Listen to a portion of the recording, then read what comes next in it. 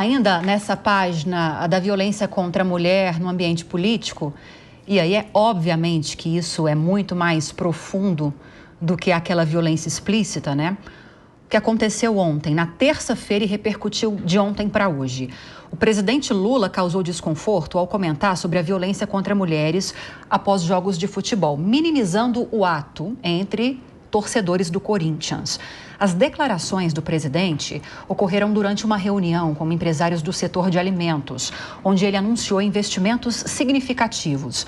Além disso, Lula fez observações questionáveis sobre o papel das mulheres e aconselhamento familiar, somando-se a uma série de gafes públicas recentes.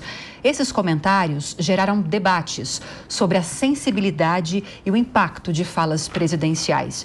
E aí, Maria e também Amanda, quero tocar isso primeiro com vocês, porque, obviamente, eu tenho certeza que o presidente Lula não quis minimizar uma luta, uma bandeira de combate à violência à mulher ou contra a mulher. Obviamente que o presidente não quis minimizar todo um movimento político de segurança pública. É uma das bandeiras do próprio governo, essa pauta também de lutar contra essa violência no caso das mulheres. Mas aí falta sensibilidade ao falar de um tema tão delicado, que toca tão profundamente nas mulheres, em tantas mulheres, e fazer uma piada. O momento não é adequado, a piada também não é adequada. Ou seja, é uma coisa que está tão enraizada que muitas vezes não se percebe isso. E um presidente da República fala isso com naturalidade, sem perceber que está machucando mulheres e pessoas que estão fragilizadas. É uma tristeza. Eu queria começar minha fala me perguntando qual é a obsessão que os nossos políticos brasileiros têm com testosterona, gente. Porque eu não vejo nenhuma política brasileira falando sobre mulheres, falando sobre estrogênio. É uma coisa realmente, assim, intrínseca na nossa sociedade, a masculinidade forte. Então, assim, retratos históricos e culturais. A Deise falou aqui que a política é um meio machista. Eu, por ser cientista política, eu costumo pensar e falar que a política é um retrato da nossa sociedade. Logo, fica aí a reflexão. Mas eu queria chamar a atenção que é muito triste a gente ver o nosso presidente fazer esse tipo de comentário, porque normaliza a violência. Ai, faz a piadinha ali, faz a piadinha aqui, fica por isso mesmo. E o próprio presidente também fez outros comentários em relação à virilidade. Outros ex-presidentes também já fizeram comentários um tanto desagradáveis para as mulheres, e a gente está acostumada a ouvir esse tipo de coisa. Eu acho que o Brasil ele precisa de uma faxina, de uma educação para a importância desse tema. As próprias mulheres que sofrem abusos, a gente falou aqui, a questão da emancipação financeira é crucial para a gente evitar esse tipo de abuso. A própria mulher que sofre abuso muitas vezes não sabe que está sofrendo abuso, porque falta educação, falta tocar nessa parte da população que não sabe que está sendo abusada. Nesse caso, como internacionalista também, queria chamar a atenção para o México. O México, nosso vizinho aqui, é um país que teve suas eleições presidenciais recentes e foi eleita a primeira mulher na história lá. E eles conseguiram aumentar e muito a representatividade feminina para mais de 50% no parlamento mexicano, porque eles adotaram ações afirmativas no parlamento. Então, para quem não sabe, o México ele tem mais de 50% representatividade feminina no parlamento. A presidente do Supremo Tribunal é mulher. A presidente de ambas as câmaras, antes dessas eleições, eram mulheres e a presidente é mulher. Então, temos muito a se inspirar. Óbvio que não é um país perfeito, mas nesse campo acho que é interessante o Brasil dar uma olhada por lá. Pelos anos que nós já vivemos, Amanda, essa mudança, essa ocupação de espaços de poder pelas mulheres não vai acontecer tão rapidamente, naturalmente. Então, é preciso que haja essas políticas afirmativas para dar espaço para essas mulheres, a exemplo do México, como nos contou agora a Maria. Agora, sobre essa fala do Lula, ele não teve a intenção, mas ele gerou munição para a oposição. E o assunto cresceu de uma forma, ganhou uma repercussão, pelo menos chamou atenção para a pauta, né, da violência contra a mulher, pelo menos isso. Mas queria uma análise sua sobre essa postura do presidente. Tem horas que é melhor seguir o protocolo, né? Tem horas que é melhor seguir o protocolo. Uma fala infeliz e que, de fato, reflete em nossa sociedade o preconceito estrutural. Né? Uma situação infeliz do nosso presidente.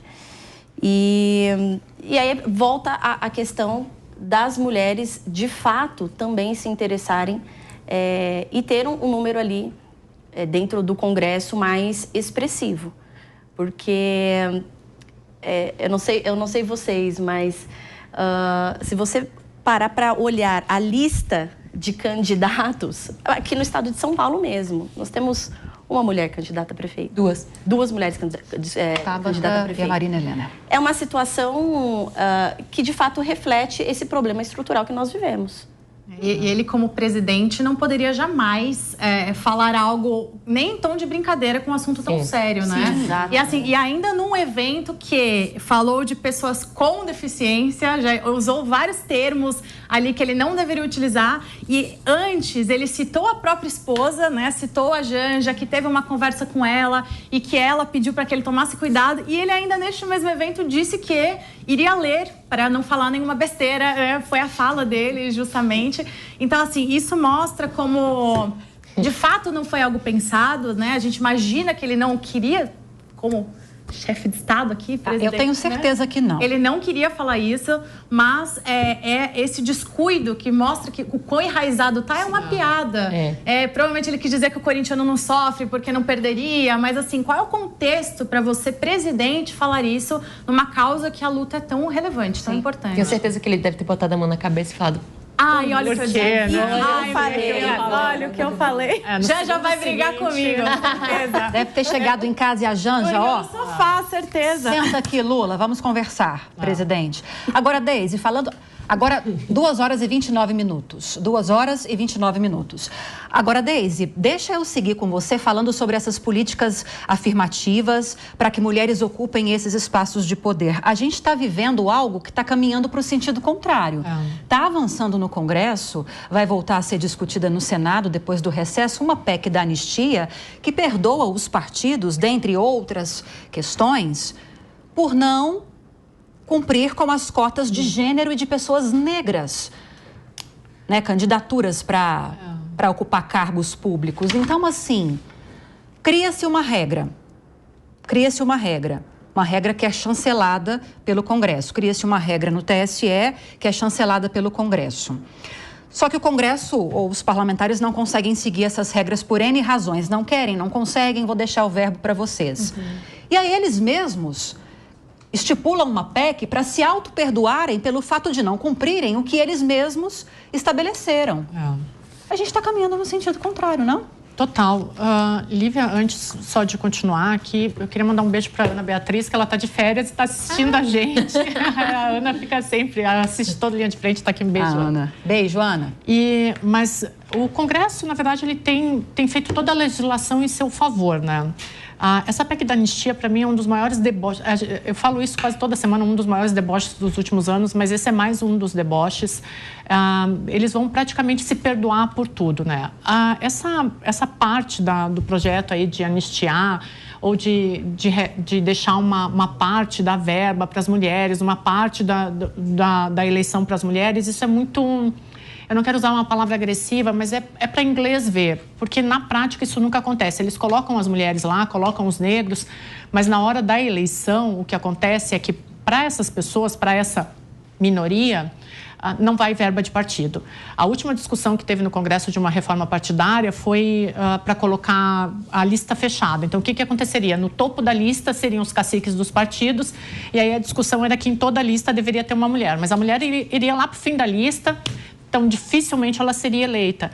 Eles vão se auto-anistiar, o que é um deboche, mas mesmo assim eles não vão fazer nada do que já tem sido feito, porque não existe essa política para as mulheres, não existe uma parcela da cota eleitoral para as mulheres. Ela existe ali no papel, mas na hora da eleição isso não acontece.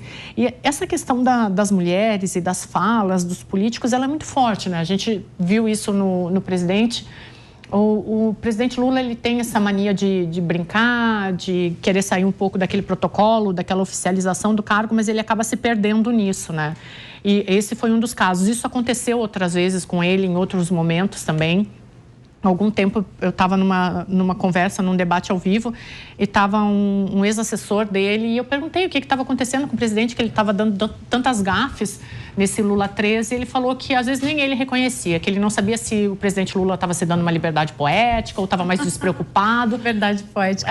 Mas que nem ele reconhecia esse tipo de atitude. Às vezes eu acredito que na tentativa de tornar um ambiente mais agradável, acaba se perdendo nas falas. E aí, só para a gente lembrar um pouco o que é essa participação da mulher na política, e a gente tem falado tanto dessa cultura machista enraizada, vamos lembrar aqui o que são as campanhas para as mulheres na política. O que acontece quando elas vão para a política ou quando qualquer mulher vai para um espaço público, né? A gente teve aqui o caso eu não vou falar de todas as mulheres, mas enfim, analisei muita campanha eleitoral feminina. A Dilma Rousseff, quando fez a primeira campanha dela, choveram críticas dizendo que ela não era feminina, que ela era agressiva, que ela falava alto. A Tabata Amaral agora, o que acontece com a Tabata? Pelo amor de Deus, a Tabata abre a boca e vem um machismo em cima dela, assim, que para uma menina de menos de 30 anos deve ser uma coisa insuportável. A gente teve o caso da Cristina Kirchner, usa saia, usa maquiagem demais. A Hillary Clinton, eu contei essa história aqui até num programa, a Hillary Clinton, ela falava que quando ela queria mudar o debate da política nos Estados Unidos, quando estavam batendo demais nela, ela mudava o corte de cabelo, porque o corte de cabelo dela tirava a pauta. E você reparou que é sempre um comentário sobre a aparência. É sobre a aparência. Por que sobre a aparência e não a inteligência e a se fala alto demais, ela é louca. Eu vi ontem, e aí só estendendo a pauta, para não falar só de política, um debate absurdo em torno do corpo da Gisele Bündchen. Porque ela apareceu numa foto, assim, aquilo não era uma barriga, era, sei lá o que era aquilo, assim. E as pessoas... Era um ser humano, né? Com pele, músculo. E isso, na política, é muito mais potencializado. Se a mulher fala alto, ela é louca. Se ela fala baixo, ela é pateta. Ela é feminina demais, ela é gorda, ela é esquizofrênica. E esses debates não acontecem com os homens. Então, de novo, assim, acho que a palavra que a gente pode falar em relação a mulheres na política é um debate machista enraizado na sociedade brasileira. Nós somos coagidas por N questões, desde a nossa capacidade intelectual até a nossa aparência, que muitas vezes essa aparência nos coloca em determinadas situações que deveriam ser guiadas pelo debate intelectual. Exato. Amanda, quero te ouvir sobre isso agora. Você sente isso no seu dia a dia? Você que trabalha como gestora financeira deve ser um meio também muito masculino, ou não? Você tem o privilégio de não viver num meio, assim, essencialmente masculino nessa área? Olha, é engraçado que no local onde eu trabalho, 99% são mulheres. Olha que maravilha. Sim, são ações e não por escolha. Eu quero escolher mulheres para trabalhar, mas justamente pela qualificação profissional. Então, as mulheres, elas de fato vêm se qualificando melhor para suas posições, mas é quase que um deboche desenfreado, olhando o contexto generalizado. Uhum. É um desafio muito grande nós, mulheres, buscarmos boas posições, mas, de fato, sentada numa mesa, a maioria, com certeza, são homens. E como todas nós, acredito que todas vocês também já passaram por uma situação de preconceito, eu acho que o principal para nós é lutar contra o preconceito silencioso. É aquele onde você sabe que você está num ambiente hostil, você precisa se impor. E uma fala muito pertinente é que quando nós realmente queremos nos impor, ou você é louca, ou você é descontrolada. Quando você fala muito forte é porque você é muito firme. Quando você fala um pouco mais delicado, você não tem posição, você não tem postura, não consegue se impor. Então, é um desafio diário, de fato, gerir pessoas e atuar de forma concisa dentro do ambiente corporativo. Sim. Maria, a Anistia Internacional condenou a piada de Lula sobre violência contra mulheres e destacou que tal atitude minimiza uma séria questão brasileira, citando dados sobre feminicídios. E apesar dessa polêmica, o Planalto afirmou que Lula não endossa a violência contra mulheres, reiterando o compromisso do governo com a proteção e o respeito às mulheres. E eu repito, posso estar sendo inocente. Para mim é óbvio que o presidente da República não quis ofender as mulheres e minimizar toda uma luta. Sim. Mas tem que ter sensibilidade, tem que ter cuidado e tem que interiorizar essa luta. Sim. Não deixar só da boca para fora. Enraizar tanto quanto o machismo está enraizado na sociedade. Exato, é isso que eu falo. A gente tem que também chamar os homens para a mesa, para o debate. Porque, veja, as pessoas na sociedade que não são mulheres ou que não têm atenção para essa causa, eles acham que é uma causa mimimi. E não é uma causa mimimi, é uma causa importante. Tem estudos do Banco Mundial que falam quanto mais mulheres na economia, a economia dos países cresce. Bilhões, a economia mundial ganharia bilhões se mais mulheres estivessem inseridas no mercado de trabalho.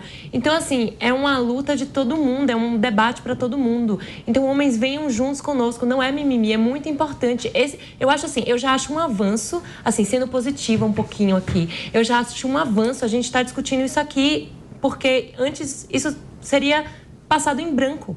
E importante organismos internacionais a terem atenção, chamarem atenção para essa fala de um chefe de Estado, que é o presidente, para justamente dar o exemplo. O exemplo vem daqui.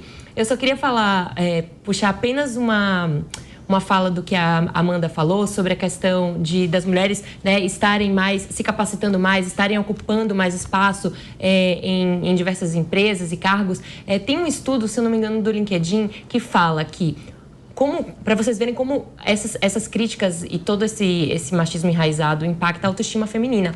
Quando tem uma vaga disponível de trabalho e está lá para tanto homens quanto mulheres aplicarem, o homem aplica sabendo que ele é capacitado assim para vaga algo em torno de 45%. Ele assim, eu não sei como explicar isso, mas ele não. Bom, só para dizer, a mulher.